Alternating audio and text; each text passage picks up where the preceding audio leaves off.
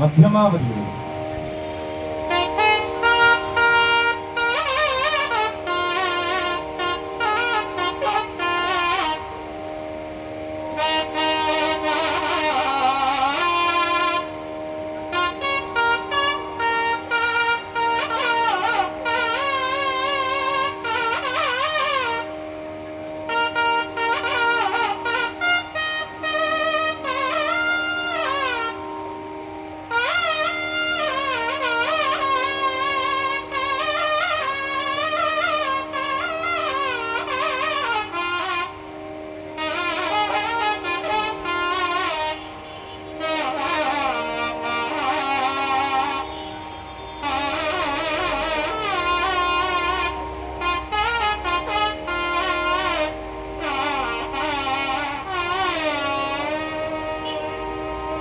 இப்பொழுது தாளமானது எம்பெருமானுடைய பொற்பாத கமலங்களில் சமர்ப்பணம் செய்யப்படுகிறது. ஆதி தாளம்.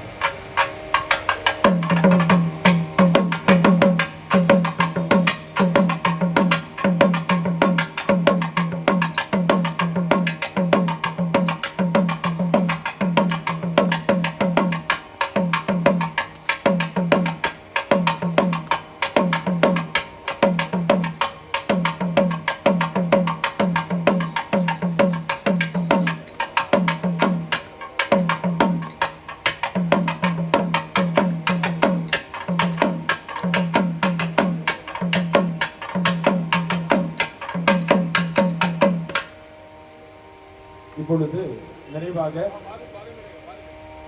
சொஸ்தி பாடகமானது கூறப்படுகிறது. அதற்கு முன்பாக மகா கணபதியினுடைய இந்த கும்பாபிஷேகமானது எம்பெருமானுடைய கருணையின் பேரினாலே அவருடைய ஆக்ஞையினாலே நடைபெற்றுக் கொண்டிருக்கின்றது. இரண்டே விஷயங்களையும் மட்டும் சொல்லிட்டு நான் அப்படியே மேல சொஸ்தி வாசிக்கிறது போயிடலான்னு இருக்கேன். நம்ம எல்லாருமே கணபதி உபனிஷத் பாராயணம் பண்றோம். அதர்வ வேதத்துல உள்ள கணபதி உபனிஷத். ஆனா அதற்கு ஒரு அருமையான ஒரு பாஷ்யம் ஒண்ணு இருக்கு. அது விளக்க உர ஆனந்த ஆசிரமம் அந்த முத்ராவளியில போட்டிருக்கு. அதுல கணபதி உபாசனை எவ்வளவு முக்கியம், ஏன் பிரம்ம உபாசனையே உனக்கு பிரம்ம ஞானத்தை கொடுத்துருமே, சிவ உபாசனையே உனக்கு எல்லா ஞானத்தையும் கொடுத்துருமே, கிமர்த்தம் கணபதி உபாசனியாகனு கேள்வி. பூர்வபக்ஷம்.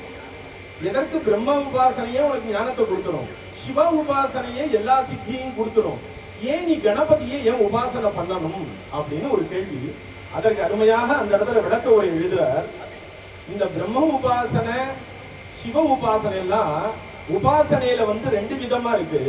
சகுண பிரம்ம உபாசனை, நிர்குண பிரம்ம உபாசனைன்னு பெயரு. அவயவங்களோட சேர்ந்த மூர்த்திய உபாசனை பண்றது, அவயவமே இல்லாத பிரம்மத்தை உபாசனை பண்றது. நீ அவயவமே இல்லாத பிரம்மத்தை உபாசனம் பண்றதுக்கு அவயவத்தோட கூடின மூர்த்தி உபாசனை ரொம்ப ரொம்ப முக்கியம். அதனால சமூர்த்தி உபாசனை ரொம்ப முக்கியம். நீ சமூர்த்தி உபாசனைன்னு நீ சொல்லிட்டினாலே கணபதி தான் வருவாரே ஒழிய வேற எந்த தெய்வமும் வராதுப்பா அப்படின்னு சொல்றாரு. என்னடா எப்படின்னா, எல்லாருமே அஷ்டாதச புராணங்களா இருக்கட்டும், வேதங்களா இருக்கட்டும், ஓம்னு பிரணவத்தை சொல்லித்தான் உபாசனை ஆரம்பிக்கிறா. ஆனா அந்த பிரணவத்தோட அர்த்தத்தை நிறைய பேர் சொன்னாலும் பிரணவத்துக்கு சாட்சாத் பொருள் கணபதி தான், மகா கணபதி தான் பிரணவத்தோட அர்த்தம். அதனாலதான் எல்லா புராணங்களும் 4 விதமா ஆரம்பிக்கிறார். கணபதிய வச்சுட்டு தான் ஆரம்பிக்கிறார். ஆனா கணபதி ஸ்லோகம் இருக்காது. சில பேர் கணபதி ஸ்லோகத்தை முதல்ல சொல்லிட்டு புராணத்தை ஆரம்பிப்பா, சில பேர் ஓம்னு சொல்லிட்டு கணபதி புராணத்தை ஆரம்பிப்பா, சில பேர் கணபதிய மனசுல வச்சுட்டு புராணத்தை ஆரம்பிப்பா, சில பேர் யோக ரூபமாக யோக மூலமாக கணபதியை ஆரம்பிப்பா. நீ 4 விதமா ஆரம்பிச்சினாலும் அது கணபதியை தாப்பா போய் சேரும் அப்படின்னு அருமையாக அந்த இடத்துல சொல்ற. இது ஒரு விஷயமாச்சா. ஒவ்வொரு புராணங்களும் அந்தந்த தேவதைய மகத்துவமா கொண்டது. சிவபுராணம் சிவனை பிரதானமா கொண்டது, கௌமாரம் முருகனை பிரதானமா கொண்டது, லலிதா தேவி பாகவதம்ல கிருஷ்ணரை பிரதானமா கொண்டது, வால்மீகி அவர் எழுதின ராமாயணங்கள் எல்லாமே விஷ்ணுவை பிரதானமா கொண்டது. இதுல அந்தந்த தேவதைகளை பிரதானமா சொல்லுவா இல்லையா, அதானே கான்செப்ட், அப்படித்தானே போகும். ஆனா ஒரு தேவதைய பிரதானமாக சொல்ல வந்த ஒரு காவியம், ஒரு கிரந்தம் கணபதியை பத்தி பெருமையா பேசுறது. லலிதா சகஸ்ரநாமம் இருக்கு. இந்த லலிதா சகஸ்ரநாமத்துல அம்பாளுக்கு 1008 நாமாவளி, 1007 நாமாவளியும் அம்பாளை பத்தி பெருமையா சொல்லிட்டே இருக்கு. ஆனா ஒரே ஒரு நாமாவளி மட்டும் விநாயகரை பத்தி பெருமையா பேசுறது. மகா கணேச நிர்பின்ன விக்ன யந்திர பிரஹர்ஷிதா அப்படின்னு ஒரு நாமாவளி. என்னடா என்ன அர்த்தம்னு பாஸ்கராயர் எழுதுறார், அப்படியே பக்கம் பக்கமா எழுதுறார். நான் சாராம்சத்தை மட்டும் சொல்றேன், ரொம்ப டைம் எடுத்துக்க விரும்ப. ஏன்னா புகுக்ஷிதம் ந பிரதிபாதி கிஞ்சித்துன்னு ஒரு வாக்கியம். பசிக்கப்பட்டவனுக்கு எந்த உபன்யாசமும் கேட்கவே முடியாது. இவன் பசிச்சுட்டு இருந்தானா அவன்கிட்ட போய் ராமாயணத்தை என்ன சொல்லியிருக்கான், இருங்க நான் சாப்பிட்டு வந்து ராமாயணம் கேட்கிறேன். அதனால நான் அது டயத்தெல்லாம் எடுத்துக்க விரும்பல. மகா கணேச நிர்பின்ன விக்ன யந்திர பிரஹர்ஷிதா அப்படின்னு. அடுத்த ஒரு 2 ஸ்லோகம் தள்ளியே விஷுக்ர பிராணஹரண வாராகி வீரிய நந்திதான்னு போதும். இப்ப இந்த 2 நாமாவளிக்கும் ஒரு கனெக்டிவிட்டி. விஷுக்ரன் ஒரு அசுரன் என்ன பண்ணா, அம்பாலோட யுத்தத்தை ஜெயிக்கிறதுக்கு அம்பா சேனைகளோட வர்றான்னு தெரிஞ்சு ஒரு யந்திரத்தை பண்ணா. 8 திக்குலையும் அந்த அம்பாலோட சேனைகள் செயல்படாம இருக்கிறதுக்கும் ஸ்தம்பமா அப்படி நிக்கணும் அப்படிங்கிறதுக்கு என்ன பண்றான்னா, 8 தேவதைகளை சுத்திர தேவதைகளை ஆவாகனம் பண்ணி அந்த சேனையோட சுத்தி 8 திக்களையும் வச்சிடலாம். வச்ச உடனே அந்த சேனைகள்னால ஒரு அடி கூட எடுத்து வைக்க முடியல. உடனே அம்மாவுக்கு ஒண்ணுன்னா புள்ள பார்த்து சும்மா இருக்குமா? உடனே விநாயகர் என்ன பண்றார், சூர்ணீகிருத்தவான் அப்படிங்கிற அந்த இடத்துல அந்த 8 யந்திரங்களையும் தன்னோட தும்பிக்கையினால ஒரு அடி அடிச்சாராம். அப்படியே அந்த 8 தேவதைகளும் 8 யந்திரமும் பொடி பொடியா போயிட்டான். இத பார்த்தோன்னா அம்பாளுக்கு ரொம்ப சந்தோஷம் வந்துதான். அதனாலதான் மகா கணேச நிர்பின்னா நிசேஷேன கொஞ்சம் கூட மிச்சம் இல்லாம விக்ன யந்திர அந்த யந்திரங்கள் எல்லாத்தையும் விக்னம் வர விடாம உடைச்சு தூள் தூளா ஆக்கினதுனால மகா கணேசனால பிரஹர்ஷிதா ரொம்ப சந்தோஷம். ஹரிஷிதான்னா சந்தோஷம் அடைஞ்சல் அர்த்தம். ஹர்ஷ மோதே அப்படிங்கிற தாது, அது ஒரு வினைச்சொல் வருவது. அதுல பிரஹர்ஷிதா ரொம்ப ரொம்ப சந்தோஷம் அடைஞ்சாங்க அம்பாள். அதுக்கப்புறம் ரொம்ப வீரியமா பாருங்க, அம்பாள் பரமா சொல்ல வந்த ஒரு நாமாவளி விநாயகரை பத்தி பெருமையா பேசுறதுனாலே நம்மளுக்கு தெரிஞ்சுக்க வேண்டாம். அப்ப விநாயகர் எல்லா தேவதைக்கும் சிரேஷ்டதமமாக இருக்காரு இல்லையா? விநாயகரோட காதாடு அந்த பாஷ்யத்தை இதை மட்டும் சொல்லி முடிச்சுங்க. அங்குஷம் பாசம் அபய தந்தம் எல்லாம் வச்சிருக்காரு. அதுக்கு அவருக்கு நோ யூஸ், எந்த யூஸும் இல்ல. எதுக்காக பாசத்தை வச்சிருக்காருன்னா, மனுஷான்ட்ட இருக்கக்கூடிய பாசத்தை போக்கணுங்கிறதுக்காக அவர் பாசத்தை வச்சிருக்காராம். மனுஷான்ட்ட பாசத்தினாலதான் இந்த உழண்டுட்டே இருக்கும், சுவாமிகிட்ட நெருங்க முடியல. அப்ப இந்த பாசத்தினால மனுஷான்ட்ட ஒரு பாசத்தை எடுத்துருவாராம். அங்குஷம் ஏண்டானா நிப்பாட்டுறது. நம்மகிட்ட இருக்கக்கூடிய கெட்ட குணங்கள் எல்லாத்தையும் அப்படியே நிப்பாட்டிட்டு நல்ல குணங்களை மட்டும் வழிபட்டு அப்படி உள்ள விடுவார். அதனால அங்குஷத்தை கையில வச்சிருக்காரு. தந்தத்தை ஏண்டா வச்சிருக்காருன்னா, தந்தம் தான் ஒருத்தனுக்கு சிருஷ்டி பண்றதுக்கு உதவும். அதனால ஞான ரூபமாக மறுபடியும் பிறக்கணும் அப்படிங்கிறதுக்காக தந்தத்தை வச்சிருக்காராம். அபயம் கேட்கவே வேண்டாம், உனக்கு நான் இருக்கேன், வேற எதுவும் உனக்கு இல்ல வேண்டாம், நான் உனக்கு இருக்கேன் அப்படின்னு பிளஸ் பண்றதுக்காக அபய வரத்தை வச்சிருக்காராம். இதெல்லாம் கூட ஒரு சுவாரஸ்யம் இன்னொன்னு பாருங்க. யானைய பாத்துக்கீங்கன்னா காது ஆடிண்டே இருக்கும். என்னைக்கா ஒரு நாள் யோசிச்சிருக்கமா, ஏன் யானைக்கு காது ஆடிண்டே இருக்கு, ஒரு செகண்ட் கூட நிக்க மாட்டேங்குதுன்னு? சூர்ப கர்ணாய நமகான்னு விநாயகருக்கு ஒரு பேரு. கர்ணாகான்னா இந்த இயருக்கு பேரு. சூர்பம்னா சொலகு தெரியுமா? நம்ம அந்த காலத்துல பழைய, அதாவது நான் சொல்றது ஒன்ஸ் அப்பான் டைம் இப்ப சொல்ல வேண்டியிருக்கு. ஏன்னா ஒன்ஸ் அப்பான் டைம் நம்ம மாத்திரம் எல்லாம் சொலகு இருந்தது, இப்பயும் கிராமங்கள்ல இருக்குன்னு வச்சுல. அந்த சொலகு அரிசி புடைக்கிறதுக்காக வச்சுப்பா. எதுக்காக அந்த அரிசி புடைக்கிறதுக்காக வச்சுப்பா அப்படின்னா, அரிசியில கல்லு ஏதாவது அந்த இதெல்லாம் இருக்கும். அதனால அதை மட்டும் தனியா பிரிச்சு எடுப்பா. அதை அப்படி அரிசியை போட்டு அப்படி 2 தடவை அப்படி மேல அப்படி ஆத்துனான்னா அரிசி மட்டும் கீழே இருக்கும், மற்றதெல்லாம் மேல வந்துடும். அப்படி குறைக்கு வெளில போட்டுருவா. அப்ப என்ன அர்த்தம்னா, இந்த சொலகுனால தேவையில்லாததெல்லாம் மேல வந்துருது, எது தேவையோ அங்கேயே இருக்கு. அப்ப ஏன் விநாயகருக்கு சூர்ப கர்ணாக அப்படிங்கிறதுக்கு அந்த இடத்துல பாஷ்யத்தில் எழுதுறார், யதா தண்டுலேஷு துஷ விமோகாதிகம் சூர்பேண கிரியதே ததா ஆத்மனிஷ்ட பாஷ துஷாதி ரூபகம் சர்வம் சூர்பகர்ணேன கிரியதே. இது சூர்பகர்ண நாம பிரசித்தம் வர்த்ததே அஸ்மின் ஜகதி அப்படின்னா.